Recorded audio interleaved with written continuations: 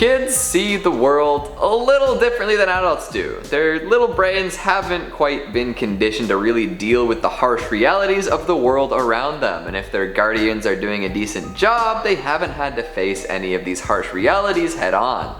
Yet. However, the human mind is always reeling with possibilities, constantly on overdrive to keep their meat suit ready to respond to any external threat. Kids might not have a concept of what a real external threat is, but they definitely know that stuff is scary. And when they draw the stuff they see, or think they see, it can set off all sorts of alarm bells in full-grown people. On that note, let's count down the top 5 scary demons kids have drawn. Coming in number 5, we've got Satan. You know, most kids at some point have probably had some questions about the devil, Lucifer, the Antichrist, the works. Depending on who they ask about this, they could get a whole lot of different answers. I'd say the best way to approach a child's curiosity about Satan is to let them know that he's a famous figure that embodies evil and then leave it at that. I'm not one to instill religious attitudes in children, and I don't want any parents chewing me out for pushing them towards or away from Satanism. Who knows what folks want these days? But if you go in the other direction and give the child a comprehensive biblical study of Satan, you might be putting some unnecessarily scary images in their minds. Kids don't get the intricacies of religion and how gray areas work. They just want to know that they're safe and loved.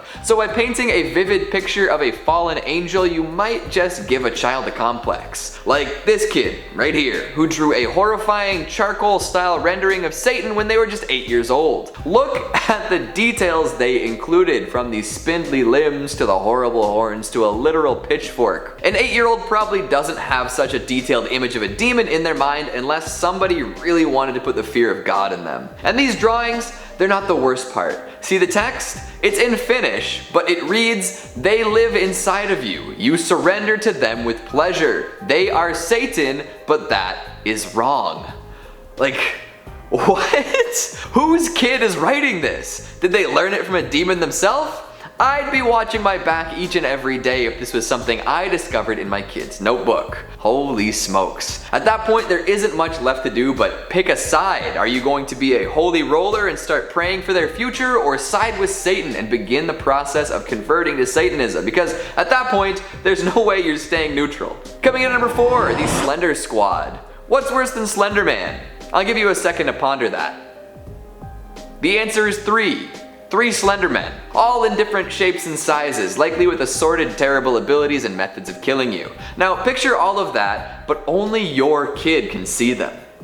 That's game over, man. That's exactly the life some poor parent out there is living right now, and you know what? I hope they're doing okay. I'm not so sure they've posted since sharing this image of 3 dark-suited specters her kid scribbled. In the middle is what appears to be a pretty normal Slender Man of internet fame, although he does have more of a face than I remember. Plus, he's got an enormous jagged tooth in his gaping maw, probably used to crack open skulls or drain all the blood from an unsuspecting victim. On the right is another variant of the world's most famous creepypasta, this time with the signature no face look going down. However, it's shorter than your average Slender Man and with a couple extra sets of arms. Or they could be tentacles, which have been associated with different versions of Slender Man over the years. You know the ones with those enormous muscular hydrostats flowing out behind its body. That's not necessarily something you want your child encountering too often. Finally, if you check on the left side of the page, you're treated to an image I very well may never scrub from my brain. Long-necked Slender Man with hideous tooth-filled mouth. Not my favorite thing to think about at night, you know?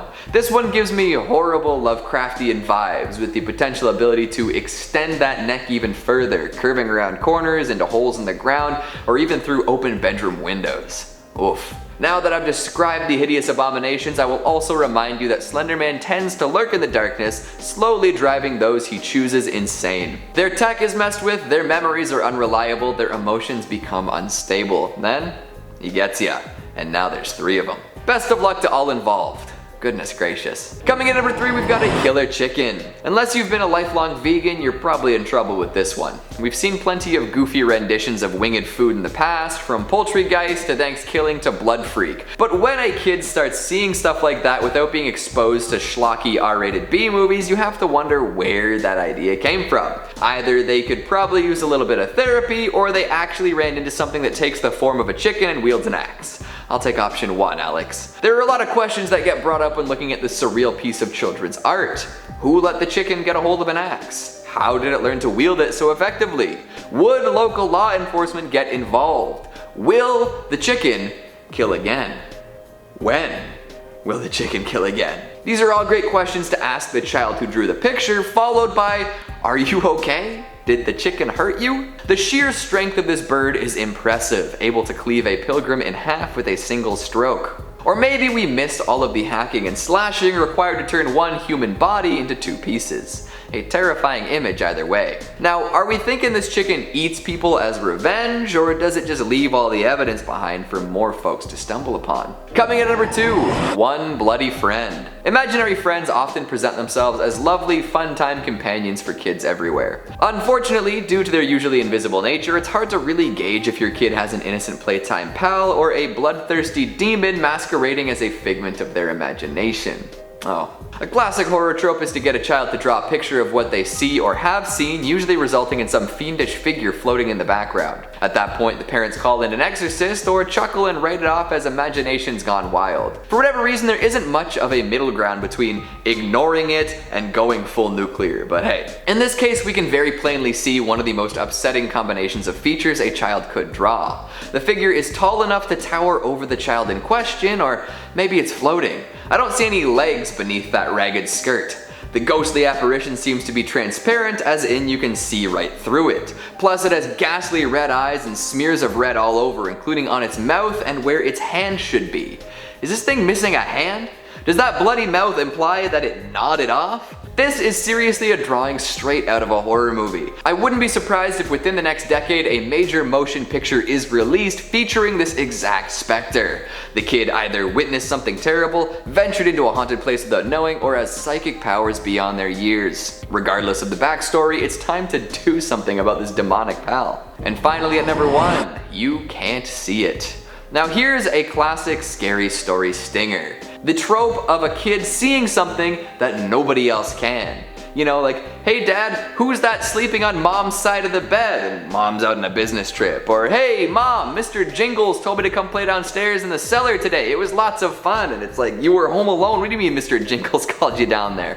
But most of the time, folks never see the horrid creatures that stalk the night and show themselves to small humans. But in this picture, it's all drawn out for us. And this time, the monster follows mom around without her knowledge. Apparently a 4-year-old drew this creepy picture of a monster and told her mom that it's always following her around. Maybe it's like a possessed shadow or a doppelganger halfway between our world and the next. The longer you look at this thing, the worse it gets though. Like, why is it 5 times bigger than the mom? Does its open mouth mean that it's looking for a snack? All in all, just a totally terrifying drawing, and something that this kid's mom wishes was kept a secret. Grab your pencil, crayons, and markers. We're getting the kids to draw what they see. How else are we gonna figure out what kinds of crazy creatures roam around without our knowledge? It's nuts how spot on these scribbles can be at being terrifying to adults, right? So what'd you think of the list? Were these drawings creepy enough for you? What's the scariest thing you've ever seen a kid draw? Make sure you let me know down in the comments. Speaking of comments, let's take a look at some of your more hysterical ones from the top 5 scary demonic possessions. Jenny G says, I was scrolling through a dating site earlier and twice a name came up that I misread as Belial.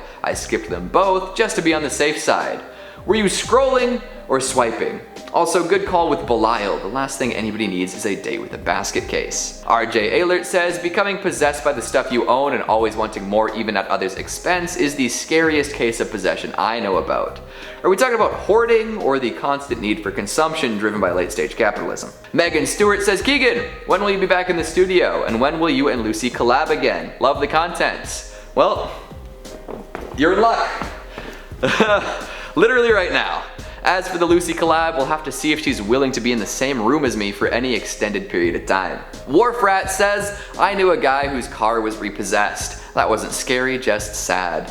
But Repo Man is such a good movie. And Paul Saint Leger says, I read that you can now legally be taken over by a demon in Canada. Possession is no longer a crime. Yeah, man. The green demon. And that's the time we have for today. I'm gonna go play double dutch with razor wire instead of jump ropes. Thanks for watching, and I'll see you next time. And I was thinking, I have another sweater that I bought recently that's just all green. And I'm like, okay, that's another one that I can't wear. Nice green hat too. Yeah, oh yeah, nice green hat, get rid of the top of my head. It's a good time. See, when you're shooting at home, you don't think about these things. And you come in, you're like, oh, yeah.